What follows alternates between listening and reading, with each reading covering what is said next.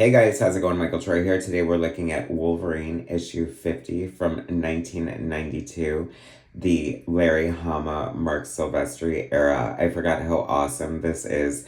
This is so great. Such a sign of the times. Such an excellent issue. Cannot wait to share it with you. Subscribe to my channel if you haven't already. Hit that like button and let's get right into it. It is the 90s.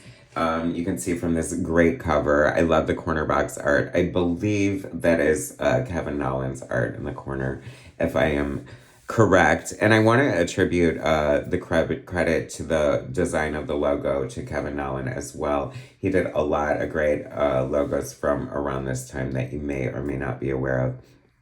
Such a great cover. The little corner box over here, which means it was bought at the comic book store and not, it would have an ISBN here if it were on the newsstand or like 7-Eleven or whatever.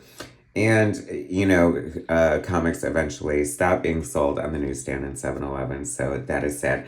Look, speaking of sign of the times, the cut-out cover, this is so, revolutionary. I love it. It is amazing. Perfect use of, the 90s is known for gimmicks covers.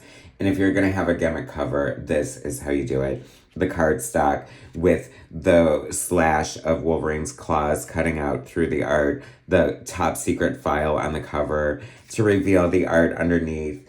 It's very reminiscent of, the paperback novels, the kind the drugstores sell. I'm thinking like Stephen King or frickin' V.C. Andrews with the cutout windows and the creepy kids in the attic or whatever. Love the reference to X-Men 172 with Wolverine's wedding invitation to Paul Smith. I'm thinking about Marc Silvestri's influences, and I do see them throughout. And I'm wondering if Paul Smith is one, because a lot of X-Men artists that followed Paul Smith would definitely adopt and implement a lot of things. I want to say Hair Shine is definitely one of them. Dreams of Gore, Phase 3. This era is amazing. Larry Hama, lethal Larry Hama script, pencils murderous Marc Silvestri, inks dangerous Dan Green, with help from Hilary Barta and Tom Palmer. Coloring, stomping Steve Buccellato, who was all over the place with colors in the early 90s at Marvel. Lettering, finishing, punishing Pat Brousseau, editor brutal Bob Harris, and editor-in-chief terrible Tom DeFalco.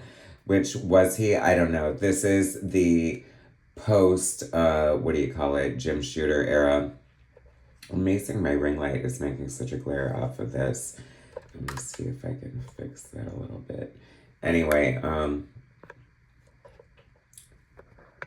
I love this opening page. I'm of the school of thought that nobody really writes the X-Men like Chris Claremont. He is definitely my man for the X-Men. He shaped the X-Men, and I was there for most of his tenure, and that's the X-Men to me. They all speak in my mind to him. So when Larry Hama was writing this, it wasn't Chris Claremont, but looking back at this, it is so good. It is definitely Chris Claremont's. He had such a grasp of Chris Claremont's Wolverine and added so much of his own spice and fun and character and so much great humor.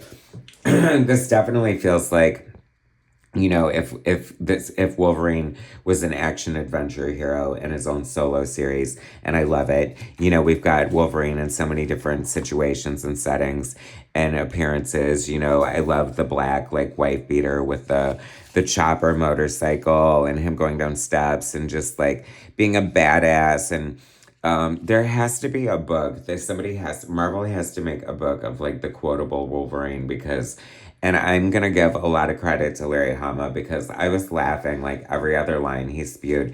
And sometimes, it can be a bit much with Wolverine.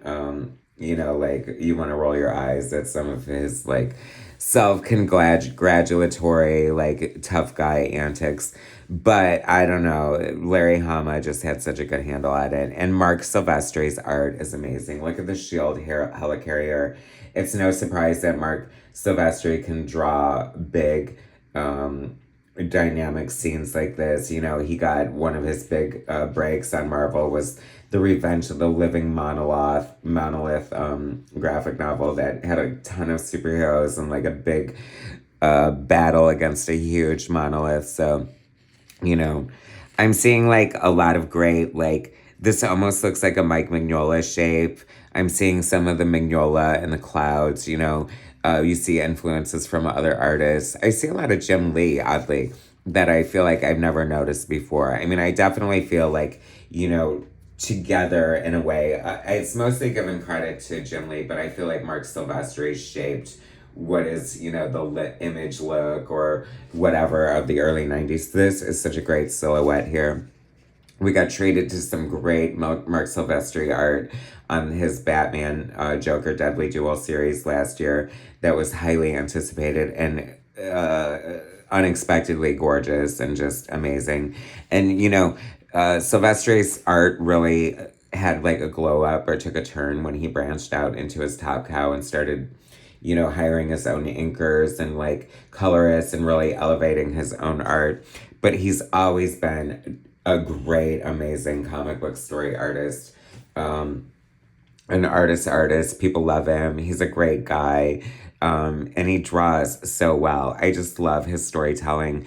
The way he just draws like a scene like this and the shadows. And props to Dan Green as well. Like, I love the combination of Dan Green and John Romita Jr. Dan Green did a lot of inking on the X-Men. And I have a new appreciation for Dan Green's inks. I think it's really, really done well. There is some of this is done by Hilary Barta and what do you call it? Tom Palmer. And I can definitely pick out the Tom Palmer in the back. I love Hilary Barta, great inker and great cartoonist in their own right as well. It's weird to see the professor and like his like a lab assistant from Weapon X. This feels almost like a sequel to Weapon X or sort of like a follow-up, but not as good in a way. And that's no slam to Larry Hama, but they're almost painted as like these, like this bumbling scientist and kind of a goon, kind of keeping with the almost 80s action adventure hero movie theme feel that's going on. Love the X-Men in here. Marc Silvestri was gone from the X-Men by the time they rolled into these costumes, so it's really fun to see him draw the sort of Jim Lee design costumes. You know, part of the character development going on in the story that they keep making reference to. That also reminded me of Chris Claremont. He was always so great at like planting seeds and developing, changes in the characters. Like supposedly this is like his return to this, his original costume is supposed to mark a sort of like return to the Wolverine that we met in the beginning of the X-Men, who was kind of like the unhinged psycho or whatever. And so it might not be a good thing. So it's like foreshadowing for not so great things to come. I'm getting so much Mike Mignola from this, from like the silhouettes. And I love that. Wolverine is like going through these false implanted memories. Like he's part of that, Weapon X program that's, so fluid and nuanced and multi-layered. And there's a list of people, and he's the top of the list that they're trying to like eliminate. I don't know, for evidence or whatever reason. But he ain't having that. And the X-Men are here to help. But it's funny because, like I said, it's almost like a sequel to Weapon X in a way. Like you're getting, like they're like saying that they're revisiting the set where the experiments took place. And I feel like the color and the, Mark's art is trying to ape some of that in a way with like the geometric designs and things. Speaking of which, if we haven't gotten to it yet, there's this great panel coming up that I love so much that, see, this feels like Tom Palmer for sure. Like it's definitely not as defined or as, detailed and like has a thick, richer, like you can definitely see it's more brushed. So I'm giving these 2 pages to Tom Palmer for sure. And possibly these as well. This Shiva robot, he's ripping on the robot. He's trolling him. He's like, I'm not a robot, I'm a program, whatever. And just like the banter between them is so funny. Because I don't know, it's like I feel like this, like Larry Hama, I'm sure must have written Deadpool at some point and would be perfect for it, I'm thinking, because that's the kind of humor like that I love that isn't like so slapstick, so over the top and in your face, but like kind of smart and smart ass at the same time. See what I mean by like directly lifted like influence from like Weapon X right there, I feel.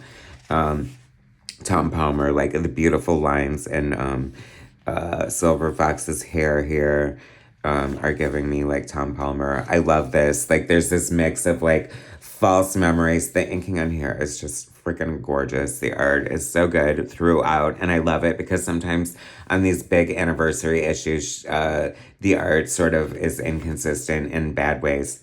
Beautiful Tom Palmer inks right here. Love that. Like, love the final confrontation and just like, I don't know, the twists and turns. Like, Larry Hama definitely deserves his pedigree. He's known for G.I. Joe. He's actually an artist himself. And I think that this definitely reminded me like how much fun this era was and how much fun this Wolverine is. You know what I mean? Like now he's kind of like this basket case who's like whatever, struggling and diseased and hurting with his powers and just like really depressing and not fun to read. So this is the Wolverine you want. This is the Wolverine we signed up for, and I am living for it. It is so good. I don't know. The Marc Silvestri, Larry Hama Wolverine, one of the greatest runs ever. What else did I want to say about it? I don't know. I think that's it.